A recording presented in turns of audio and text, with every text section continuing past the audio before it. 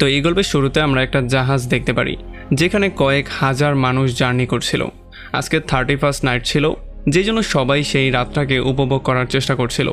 সমস্ত জায়গায় পার্টি হচ্ছিল, কেউ নাচ গান করে উপভোগ করছিল, কেউ গেম খেলে রাতটাকে উদযাপন করার চেষ্টা করছিল। তবে এখানের কেউই জানতো না এই খুশি খুব শীঘ্রই শেষ হয়ে যাবে, কারণ একটু পরে তাদের সঙ্গে যা হতে যাচ্ছে সেটা তাদের সমস্ত খুশি ধ্বংস করে দেবে। একটু পরে শিপের ক্যাপ্টেন দেখতে পারে তাদের জাহাজের দিকে কোনো একটা জিনিস ধেয়ে আসছে। এই জন্য যখন সে দূরবীন দিয়ে চেক করে তখন সে পুরোপুরি শক্ট হয়ে যায়। সে দেখতে পারে একটা বিশাল বড় ঢেউ তাদের জাহাজের দিকে আসছিল।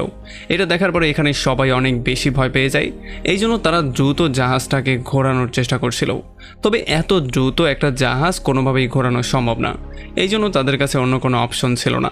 অন্যদিকে সেই ঢেউ আরও দ্রুত গতিতে তাদের দিকে এগিয়ে আসছিল। এগুলো দেখার পরে ক্যাপ্টেন এই জিনিসটা ক্লিয়ারলি বুঝতে পারে যে খুব শীঘ্রই এই ঢেউ এসে তাদের জাহাজের সাথে আশ্রে পড়বে, যেখানে তাদের জাহাজ ধ্বংস হয়ে যেতে পারে। এই জন্য সে দ্রুত অ্যালার্ম বাটনে প্রেস করে ইমার্জেন্সি এই খবরটা সবাইকে জানিয়ে দেয়, মানে সবাইকে সতর্ক করে দেয়। আর যখন সবাই জানতে পারে তাদের জাহাজের দিকে একটা ঢেউ ধেয়ে আসছে আর খুব শীঘ্রই তাদের হয়তো মৃত্যু নিশ্চিত হয়ে যাবে, তখন তারা সবাই এদিক সেদিক দৌড়াদৌড়ি করা শুরু করে। জাহাজের মধ্যে একটা হট্টগোল শুরু হয়ে যায়, কিন্তু কারো কাছেই পালানোর মতো কোনো জায়গা ছিল না। একটু পরে যখন সেই বিশাল ঢেউ এসে জাহাজের উপরে আশ্রয় পড়ে, তখন এক পলকের সঙ্গেই অনেকের মৃত্যু হয়ে যায়। জাহাজটা পুরোপুরি উল্টে যায়, মানে জাহাজের উপরের পার্টটা সোজা নিচে চলে যায় আর নিচের পার্টটা যেখানে সবাই পার্টি করছিল সেইটা উপরে চলে আসে। যখন জাহাজটা কাত হয়ে পানির মধ্যে পড়ছিল তখন অনেক জিনিসপত্র সাইডে পড়া শুরু করেছিল, যেখানে কিছু মানুষ পড়ে সেখানেই তাদের মৃত্যু হয়ে গিয়েছিল। কিছু মানুষের পানির মধ্যে পড়ে মৃত্যু হয়ে গিয়েছিল, আর কিছু মানুষের মৃত্যু হয়েছিল জাহাজের মধ্যে হওয়া একটা বিশাল বড় ব্লাস্টের জন্য। আর যেহেতু শিপের কন্ট্রোল রুমের মধ্যে পানি ঢুকে গিয়েছিল, এই জন্য সেখানে যত অফিসার ছিল তাদের সবার মৃত্যু হয়ে গিয়েছে। এরপরে আমরা হল রুমের সিন দেখতে পারি, যেখানে সবাই অনেক বেশি আপসেট হয়েছিল, কারণ তাদের মধ্যে অনেকেই তাদের আত্মীয় স্বজনকে হারিয়ে ফেলেছে। তখনই এখানে শিপের একজন অফিসার এসে তাদের সবাইকে শান্ত করে বলে যে আমাদের কাছে একটা ভালো নিউজ আছে আর একটা খারাপ নিউজ আছে। খারাপ নিউজ হচ্ছে এইটা যে আমরা এখান থেকে কোনোভাবেই পালাতে পারবো না। একটা সুনামির বিশাল বড় ঢেউ এসে আমাদের শিপকে আক্রমণ করেছিল, যেই জন্য আমাদের শিপটা পুরো উল্টে গিয়েছে। এই জন্য বের হওয়ার রাস্তাটা এখন পানির নিচে আছে, এই জন্য চাইলেও আমরা কেউ পালাতে পারবো না। আর ভালো খবর হচ্ছে এই ঢেউ আমাদের জাহাজের উপরে আক্রমণ করার আগে আমাদের ক্রু মেম্বাররা দ্রুত রেস্কিউ টিমকে খবরটা জানিয়ে দিয়েছিল, যেই জন্য এখন হয়তো রেস্কিউ টিম আমাদেরকে সেভ করার জন্য হেলিকপ্টার নিয়ে খুব শীঘ্রই এখানে পৌঁছে যাবে। আর তখন এখানে আমরা ডেলান নামের একটা লোককে দেখতে পারি। আসলে ডেলান আগে ইউএস নেভিতে চাকরি করত। সে যখন এই ব্যাপারগুলো শুনতে পারে তখন সে স্পষ্টভাবে বুঝতে পারে তারা সমুদ্রের মাঝখানে কোনো একটা জায়গায় আটকা পড়ে গেছে। এখানে রেস্কিউ টিম আসতে অনেক সময় লাগবে, হয়তোবা এখানে তাদের মৃত্যু হতে পারে। এই জন্য সে নিজে থেকেই চিন্তাভাবনা করে এখান থেকে বের হওয়ার একটা প্ল্যানিং করা শুরু করে। সে গিয়ে জাহাজের ম্যাপটাকে খুব ভালো করে দেখে, তবে অনেক পর্যবেক্ষণ করার পরেও সে এখান থেকে বের হওয়ার কোনো রাস্তা খুঁজে পাচ্ছিল না, কারণ এখান থেকে বের হওয়ার যেই মেইন রাস্তাটা ছিল সেটা এখন পানির নিচে তলিয়ে গেছে। তবে ডেলান কোনোভাবেই হার মানতে চাইছিল না, এই জন্য সে এখান থেকে বাঁচার জন্য একটা প্ল্যানিং করে ফেলে। সে প্রথমে একটা ডেড বডির কাছে গিয়ে তার পকেট থেকে যত প্রয়োজনীয় জিনিস ছিল সেগুলো বের করে ফেলে। সেগুলো নিয়ে সে যাওয়ার চেষ্টা করছিল। তবে তখন এখানে ছোট একটা বাচ্চা চলে আসে আর সে তাকে জিজ্ঞেস করে যে তুমি এখানে কি করছো। তখন ডেলান তাকে বলে যে আমি এখান থেকে বের হয়ে যাওয়ার প্ল্যানিং করছি। তখন এই বাচ্চাটা তাকে বলে যে এখান থেকে বের হওয়ার কোনো রাস্তা নেই, কারণ একটু আগেই শিপের ক্যাপ্টেন এসে আমাদেরকে বলেছে জাহাজটা যেহেতু ঝড়ের কারণে উল্টে গেছে, এই জন্য সমস্ত রাস্তা ব্লক হয়ে গেছে, এখান থেকে বের হওয়ার কোনো রাস্তা খোলা নেই। সো তুমি কিভাবে এখান থেকে বের হয়ে যাবে? তখন ডেলান তাকে বলে যে আমার কাছে এখান থেকে পালানোর একটা রাস্তা আছে, সেই রাস্তাটা বের করার জন্য আমাকে উপরে উঠতে হবে। আর তখনই সেখানে সেই বাচ্চার মা চলে আসে, আর এই বাচ্চাটা তার মাকে বলে দেয় যে ডেলনের কাছে এখান থেকে পালানোর একটা রাস্তা আছে। এই জন্য বাচ্চাটার মা তাকে জিজ্ঞেস করে যে তোমার কাছে কি সত্যিই এখান থেকে পালানোর কোনো রাস্তা আছে? তখন ডেলন তাকে হ্যাঁ বলে। তবে তখনই এখানে একজন বিজনেসম্যান আর একজন বৃদ্ধ চলে আসে। তারা দুজনও জেনে ফেলে ডেলনের কাছে বের হওয়ার একটা রাস্তা আছে। তখন এই বৃদ্ধ লোকটা ডেলনকে বলে যে আমি একজন আর্কিটেক্ট, আমি খুব ভালো করেই জানি এই জাহাজটা কিভাবে ডিজাইন করা হয়েছে। আমার মতের জাহাজটাকে এমন করে ডিজাইন করা হয়নি যে এইটা উল্টে যাওয়ার পরেও পানির উপরে ভেসে থাকবে। আমার মনে হয় জাহাজটা আস্তে আস্তে করে তলিয়ে যাচ্ছে, খুব শীঘ্রই যদি আমরা বেরোতে না পারি তাহলে আমাদের সবার মৃত্যু হয়ে যাবে। আর তখন সেই বিজনেসম্যান ডেলনকে বলে যে আমিও তোমার সঙ্গে এখান থেকে বেরিয়ে যেতে চাই, সো তুমি আমাকে সঙ্গে করে নিয়ে যাও। তবে ডেলন তাকে সরাসরি না করে দেয় আর সে একাই এখান থেকে বেরিয়ে যাওয়ার প্ল্যানিং করা শুরু করে। তবে সেই বিজনেসম্যান তাকে স্পষ্ট করে বলে যে আমরা সবাই একসাথে এখানে ফেসে গেছি, যদি আমরা সবাই এখান থেকে পালাতে না পারি তাহলে আমাদের সবার মৃত্যু হয়ে যাবে। তুমি একা চাইলেও এখান থেকে বেরোতে পারবে না, আমাদের কারো না কারো সাহায্য তোমার অবশ্যই লাগবে। আর বিজনেসম্যানের কথার সাথে বাকি সবাইও একমত পোষণ করে। এই জন্য ডেলন বাধ্য হয়ে তাদের সবাইকে তার সঙ্গে নিতে রাজি হয়ে যায়। এরপরে সেই বিজনেসম্যান শিপের একজন ওয়েটারকে ডেকে জিজ্ঞেস করে এখান থেকে উপরে যাওয়ার রাস্তাটা কোন দিকে। তখন এই ওয়েটার তাকে স্পষ্ট করে বলে যে শিপের ক্যাপ্টেনরা আমাকে স্পষ্ট করে না করে দিয়েছে যাতে করে আমি উপরে যাওয়ার রাস্তা কাউকে না বলি, কারণ সেই রাস্তাটা খুবই ভয়ঙ্কর, সেখানে গেলে তোমাদের মৃত্যুও হতে পারে। তবে তখন এই বিজনেসম্যান তাকে বলে যে তুমি পুরো 1 বছরে যত টাকা ইনকাম করো আমি তার চেয়েও 3 ডাবল টাকা তোমাকে দেব। আর এগুলো শোনার পরে সেই ওয়েটার তাদেরকে রাস্তা দেখাতে রাজি হয়ে যায়। এখন তারা সবাই মিলে উপরের দিকে ওঠা শুরু করে। আসলে তারা সবাই সেই বড় বড় পাখাগুলোর দিকে যেতে চাইছিল যেগুলোর মাধ্যমে শিপ চালানো হয়, কারণ এখন এখান থেকে বের হওয়ার শুধুমাত্র তাদের কাছে একটাই অপশন ছিল। তখন শিপের অফিসাররাও তাদেরকে উপরে উঠতে দেখতে পারে। এই জন্য শিপের অফিসাররা বলে যে তারা হচ্ছে একটা বেকুব, তারা শুধু শুধু উপরে যাওয়ার চেষ্টা করছে কারণ সেখানে তাদের জন্য মৃত্যু অপেক্ষা করছে।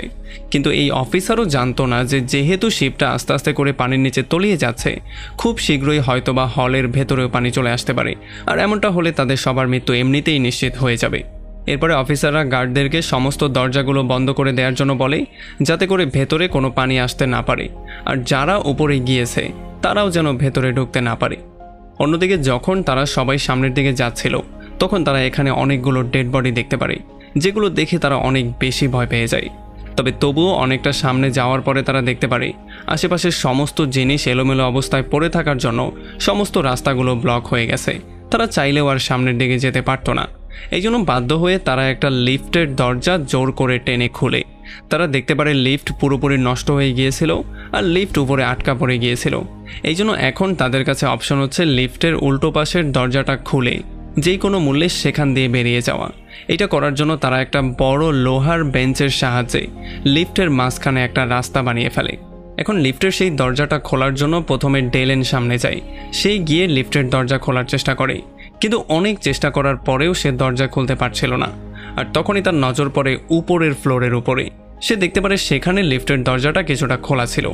এই জন্য সেখানে পৌঁছানোর জন্য সে প্রথমে সেই বৃদ্ধ লোকটাকে ডেকে আনে। এরপর তার ঘাড়ের উপর ভর করে সে সেই সেকেন্ড ফ্লোরে চলে যায়।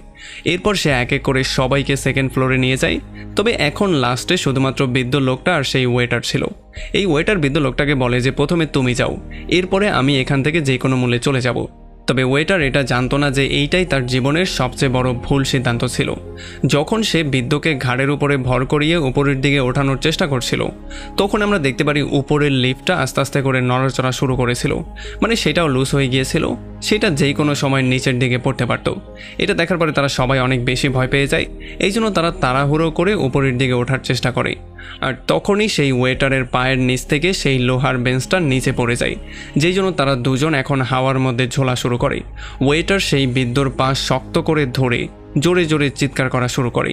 তবে তখন উপরের সেই লিফটটা আস্তে আস্তে করে লুজ হয়ে নিচের দিকে পড়ার জন্য প্রস্তুতি নিচ্ছিল। ডেলেন আর বাকি সবাই চেষ্টা করছিল যত দ্রুত সম্ভব তাদেরকে উপরে তুলে আনতে, কিন্তু যেহেতু তাদের ওজন অনেক বেশি ছিল এই জন্য তারা কোনোভাবেই তাদের দুজনকে একসাথে তুলতে পারছিল না। ডেলেন তাদেরকে স্পষ্ট করে বলে যে তোমাদের দুজনকে আমি একসাথে কোনোভাবেই তুলতে পারবো না। এই জন্য সে বৃদ্ধকে পরামর্শ দিয়ে বলে যে যদি তুমি ওয়েটারকে নিজের থেকে যেই কোনোভাবে আলাদা করতে না পারো তাহলে তোমাদের দুজনকেই ছেড়ে দিতে হবে, এছাড়া অন্য কোনো অপশন আমাদের কাছে নেই। তবে এটা শোনার পরে ওয়েটার চিৎকার করে করে তাদেরকে রিকোয়েস্ট করে বলে যে প্লিজ আমাকে ফেলে দিও না, কিন্তু এই বৃদ্ধ না চাইতেও সেই ওয়েটারকে লাথি মেরে নিচে ফেলে দিতে হয়। ওয়েটার নিচে পড়ে যাওয়ার পরে ডেলেন দ্রুত এই বৃদ্ধকে টেনে মধ্যে নিয়ে আসে। আর তখনই উপরে থাকা সেই লিফটটা অনেক স্পিডে নিচের দিকে পড়া শুরু করে, আর সেইটা এত জোরে নিচে এসে আঘাত করে যেই জন্য জাহাজের মধ্যে বিশাল বড় একটা ব্লাস্ট হয়ে যায়। এখন আগুন থেকে বাঁচার জন্য তারা দ্রুত লিফটের দরজা বন্ধ করে দেয়, যেই জন্য কোনো রকমে তাদের জীবন সেভ হয়ে যায়। অন্যদিকে ক্যাপ্টেন যখন লিফটে এত বড় ভয়ঙ্কর ব্লাস্টের শব্দ শুনতে পারে তখন তার মনে হয় উপরে যারা গিয়েছিল তাদের সবার মৃত্যু হয়ে গেছে, কিন্তু সে এই জিনিসটা জানতো না যে খুব শীঘ্রই মৃত্যু তার কাছেও আসছে। অন্যদিকে ডেলেন আর তার টিম যখন আস্তে আস্তে করে সামনের দিকে এগোনোর চেষ্টা করছিল তখন তারা একটা ডান্স ক্লাবের ভেতরে চলে আসে। এখানে সেই বিজনেসম্যান তার মেয়েকে খুঁজে পায়, যে কিনা ডান্স ক্লাবের মধ্যে আটকা পড়ে গিয়েছিল। তাছাড়া তারা আরও 3 জন মানুষকে এখানে খুঁজে পেয়ে যায়। তাদের এখন টোটাল 9 জনের একটা টিম হয়ে গিয়েছিল। এই জন্য তারা সবাই মিলে সিদ্ধান্ত নেয় যে তাদেরকে যেই কোনো মূল্যে যত দ্রুত সম্ভব জাহাজের সেই পাখার জায়গায় যেতে হবে, যেগুলোর মাধ্যমে জাহাজ চালানো হয়, কারণ সেটা ছাড়া তাদের কাছে এখান থেকে বের হওয়ার অন্য কোনো রাস্তা নেই। তবে যখন তারা আরও একটু সামনে গিয়ে একটা দরজা ওপেন করে, তখন তারা সবাই পুরোপুরি শক্ট হয়ে যায়। তারা দেখতে পারে সমস্ত রাস্তা ব্লক ছিল, তাছাড়া নিচের ফ্লোর পানিতে ভরে গিয়েছিল, মানে যাওয়ার মতো কোনো রাস্তা তাদের কাছে খোলা ছিল না। তো এখন যদি তাদেরকে জাহাজের ওই পারে যেতে হয়, তাহলে তাদের কাছে শুধুমাত্র একটাই অপশন ছিল, সেটা হচ্ছে লিফটের ভাঙার রেলিং। এই জন্য তারা রেলিং বেয়ে বেয়ে এক এক করে সামনের দিকে যাওয়া শুরু করে। এমন করে তারা 5 জন এই পারে চলেও আসে। এরপরে যখন ছোট বাচ্চাটার পালা ছিল, তখন সেই বিজনেসম্যান ছোট বাচ্চাকে বলে, আসো এখন তোমার পালা। কিন্তু তখন একটা মাতাল এসে বলে যে না, এখন আমি যাব, কারণ তোমাদের উপরে বিশ্বাস করা যায় না, তোমরা হয়তো আমাকে ফেলে রেখে চলে যাবে।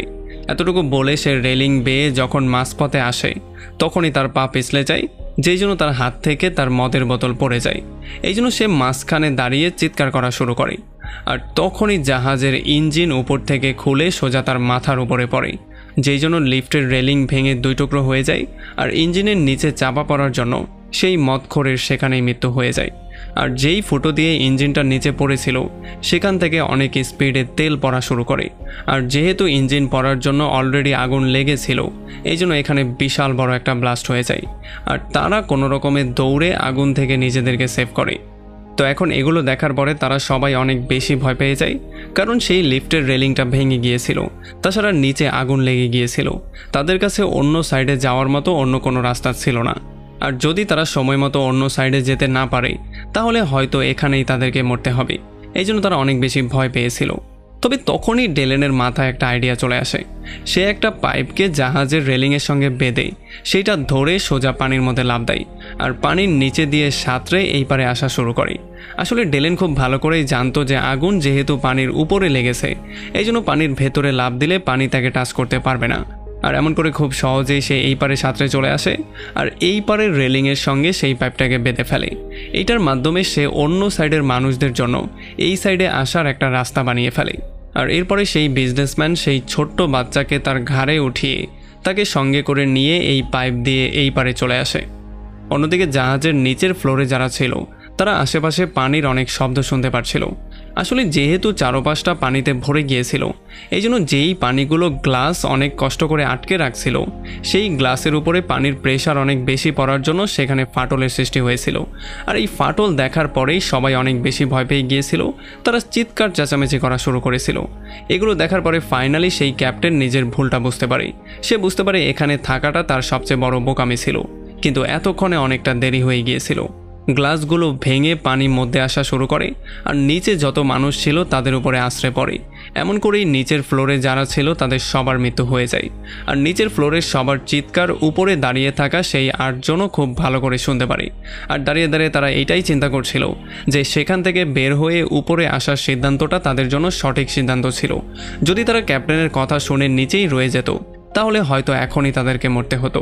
কিন্তু এখন তাদের চিন্তা করারও তেমন কোনো সময় ছিল না, কারণ পানি যেহেতু জাহাজের ভেতরে ঢুকে গিয়েছে, তাই তারা যেখানে আছে সেখানেও খুব দ্রুতই পানি চলে আসবে।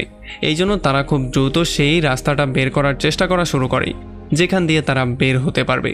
তবে এখানে যখন তারা একটা দরজা খোলার চেষ্টা করে, তখন অল্প একটু খোলার সঙ্গে সঙ্গেই তারা দেখতে পারে ভেতরে পানি আসা শুরু করেছে। এই জন্য তারা বুঝতে পারে বাইরে পানির প্রেশার অনেক বেড়ে গিয়েছে, তারা এই রাস্তা দিয়ে বের হতে পারবে না। এই জন্য তারা সবাই অনেক বেশি ভয় পেয়ে যায়, কারণ এখন তাদের কাছে অন্য কোনো রাস্তা ছিল না। তারা চারপাশের রাস্তা খোঁজা শুরু করে। আর তখনই বিজনেসম্যান একটা ভেন্টিলেশনের রাস্তা পেয়ে যায়। যেহেতু তাদের কাছে অন্য কোনো রাস্তা ছিল না, এই জন্য তারা ভেন্টিলেশনের রাস্তা দিয়েই ভেতরের দিকে যাওয়া শুরু করে। ভেন্টিলেশনের রাস্তা দিয়ে কিছুটা সামনে যাওয়ার পরে বিজনেসম্যান উপরের দিকে আলো দেখতে পারে, যেটা দেখার পরে তারা অনেক বেশি হ্যাপি হয়ে যায়, কারণ সেখান দিয়ে তারা বের হতে পারত। কিন্তু এখানেও দুঃসংবাদ ছিল, কারণ ভেন্টিলেশনের পাইপের নিচের দিক থেকে পানি অনেক বেশি প্রেশার দিচ্ছিল, মানে যে কোনো সময় সেখান দিয়েও পানি চলে আসতে পারত। আর এই সরু রাস্তার সবার পেছনে ডেলেন ছিল। এই জন্য ডেলেন সেই বিজনেসম্যানকে বলে, যত দ্রুত সম্ভব সেই আলোর জায়গায় গিয়ে পৌঁছাও, কারণ সেখান থেকে আমাদেরকে বেরোতে হবে।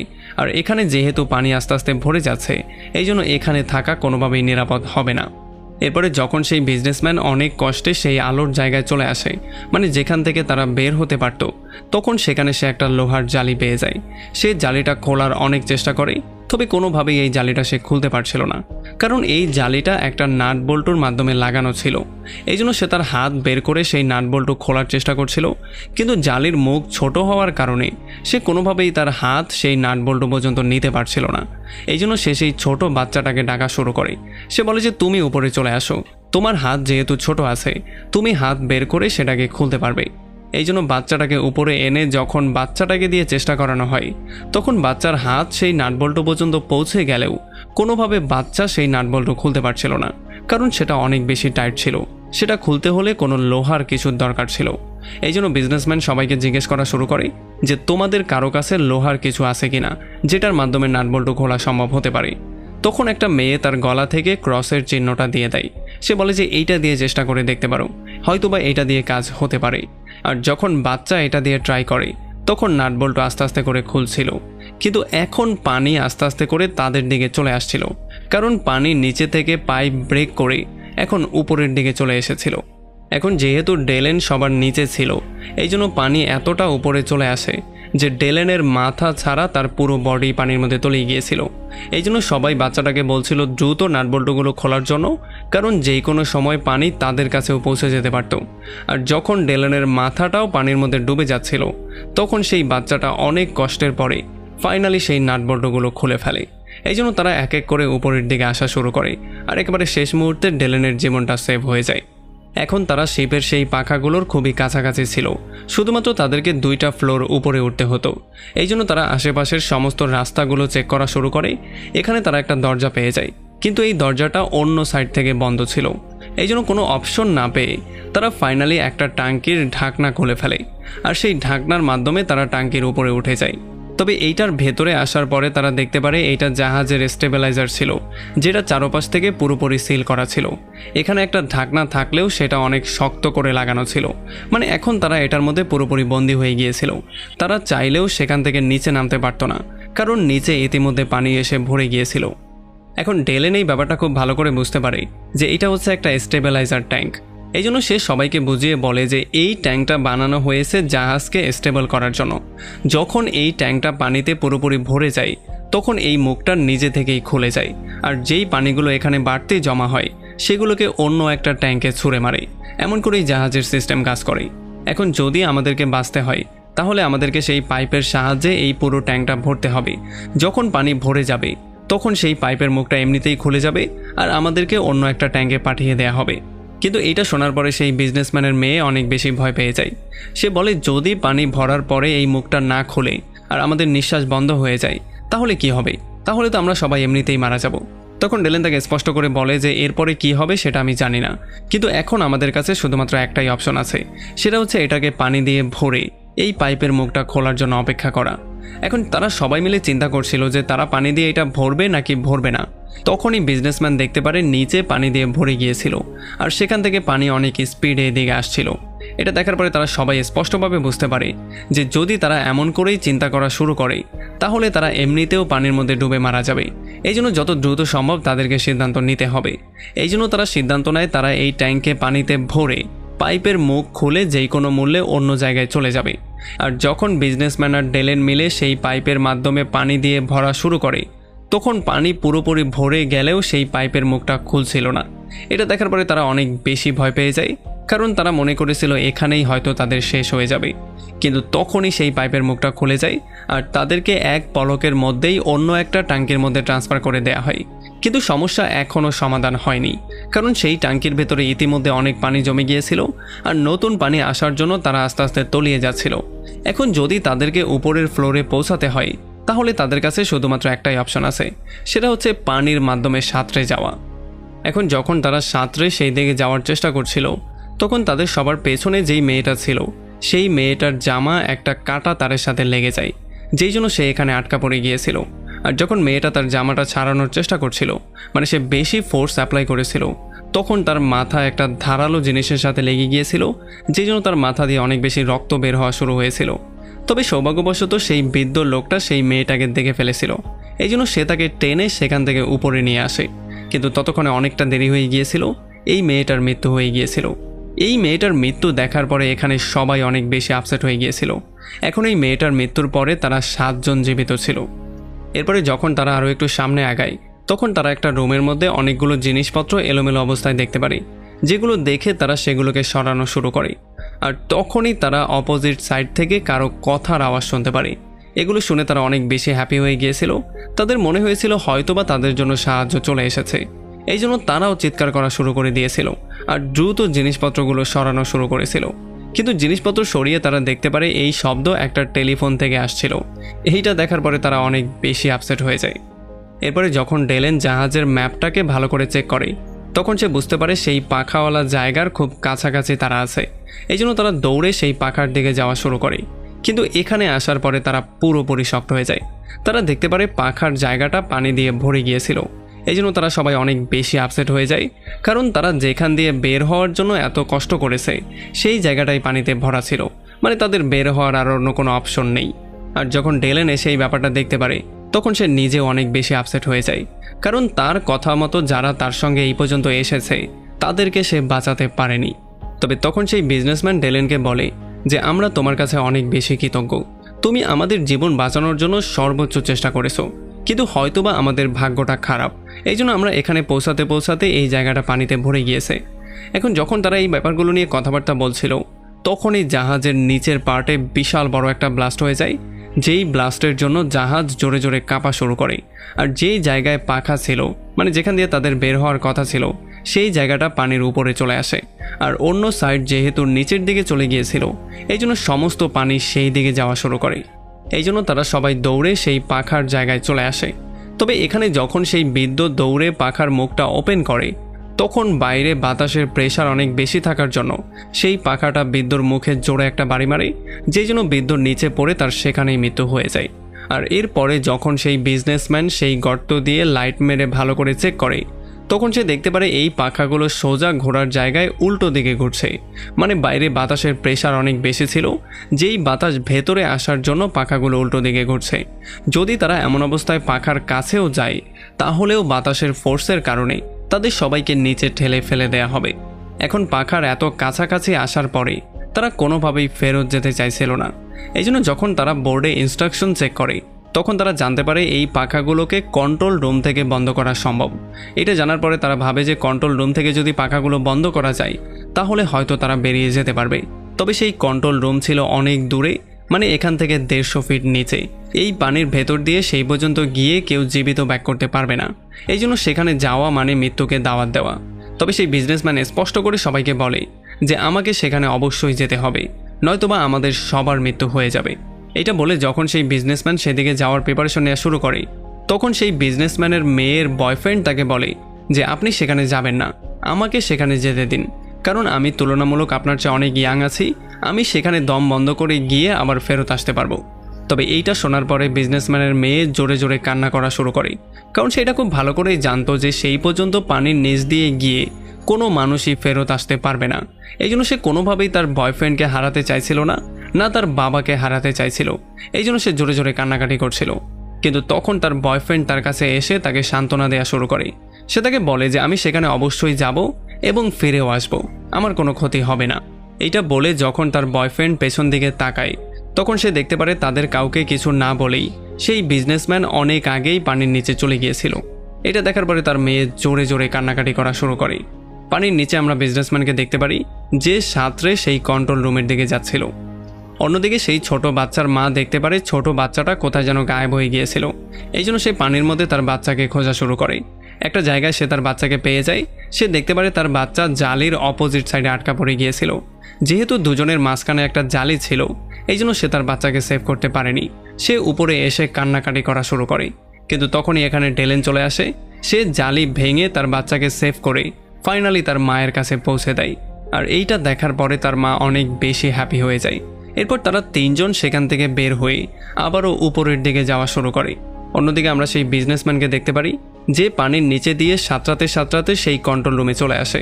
তবে এখানে এসে সে দেখতে পারে যেই সুইচের মাধ্যমে পাখা বন্ধ করা যায় সেই সুইচটা ভেঙে গিয়েছে।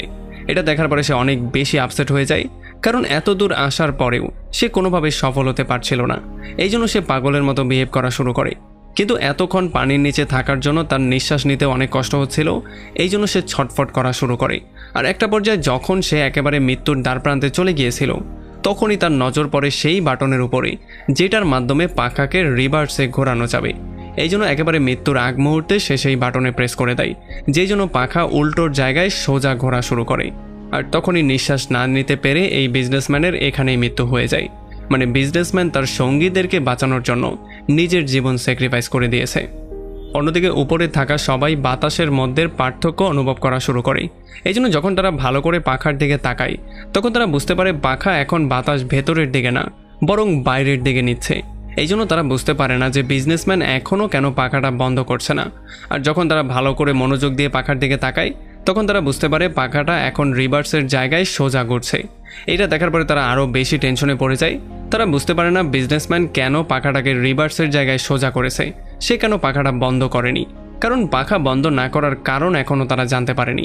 পাখাটা এখন সোজা ঘুরলেও যদি এখনও তারা পাখাটার কাছে গিয়ে পৌঁছায়, তাহলে পাখা তাদেরকে টুকরো টুকরো করে ফেলবে। আর তখনই ডেলেনের মাথায় একটা বুদ্ধি চলে আসে।